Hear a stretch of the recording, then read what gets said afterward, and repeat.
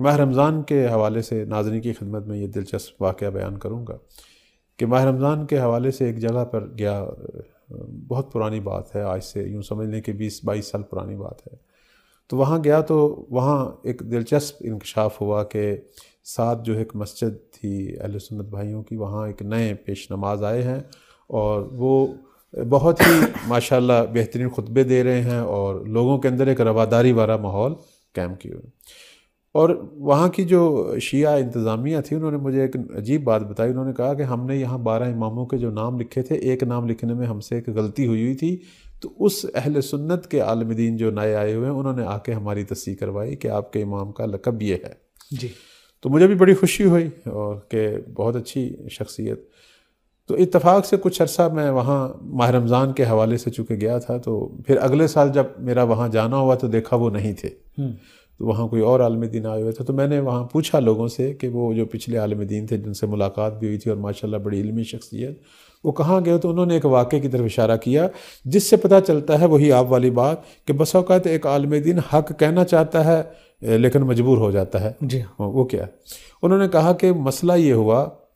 کہ وہ جنگ صفین پر گفتگو فرما رہے تھے اپنے خطبے میں، اور جنگ صفین کے اندر انہوں نے جب امیر المؤمنین امام علی ابن ابی طالب صلوات اللہ علیہ اور مد مقابل حاکم شام اور ان کا جب تذکرہ کیا اور جنگ کا تذکرہ کیا، تو اس کے بعد جب بیٹھے مسجد میں اور وہاں ان کے اپنے بڑے بڑے بزرگ اہل سنت کے اور بڑے بڑے ذمہ دار اور تاجر برادری کے لوگ سارے جو مولوی صاحب کے معتقد تھے بیٹھے، تو کسی نے ایک سوال کر دیا۔ اس نے کہا کہ قبلہ آپ نے جنگ صفین تو بیان کی، تو مجھے یہ بتائیے کہ اگر آپ ہوتے یا اس دور میں وہ جنگ ہوتی، اس دور میں جنگ صفین ہوتی، تو ہم اہل سنت جو ہیں، شیعہ تو ہمیں پتہ ہے وہ تو مولا علی کے ساتھ انہوں نے جانا تھا، تو ہم اہل سنت جو ہیں وہ کدھر جاتے؟ تو اس عالم دین نے جو ہے وہ اٹھ کر کھڑے ہو کر کہا ہم سب مولا علی کے ساتھ ہوتے۔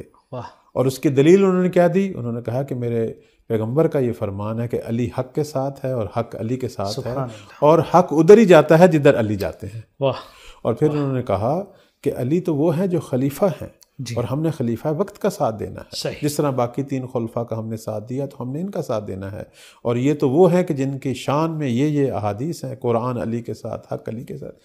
اس کے بعد وہ ہمارے مومن بھائی بتا رہے تھے کہ ایک ایسا ماحول ان کے خلاف بنا کہ ان کو وہاں سے نکلنا پڑا۔ تو عرض خدمت یہ ہے کہ اپنے ہی لوگ اپنے ہی عالم دین کی بات کو بعض کا جو ہے وہ تحمل نہیں کر پاتے، اور یہ بات ہم شیعوں کے اندر بھی ہے۔ جی ہاں، بس اوقات ہم لوگ، میں اسی طرف اشارہ کرنا چاہتا تھا کہ آج ہمارے یہاں بھی مشکلات ہیں ایسی کہ ہم لوگ بس اوقات جاتے ہیں، اب میں اپنی بات کر رہا ہوں اپنے شیعوں کی، کہ ہم ایک بدعت کو دیکھتے ہیں اپنے مومنین کے اندر اور لوگوں کے اندر ایک غلط رواج دیکھتے ہیں۔ اب ایک عالم دین جو قم سے آئے ہیں، نجف سے آئے ہیں، یا کہیں سے کسی دینی ادارے سے پڑھ کے آئے ہیں، وہ اپنا فریضہ سمجھتے ہوئے لوگوں کی اصلاح کے لیے وہ کہیں کہ یہ کام ٹھیک نہیں ہے اور یہ بدعت ہے اور سنت پیغمبر یہ ہے،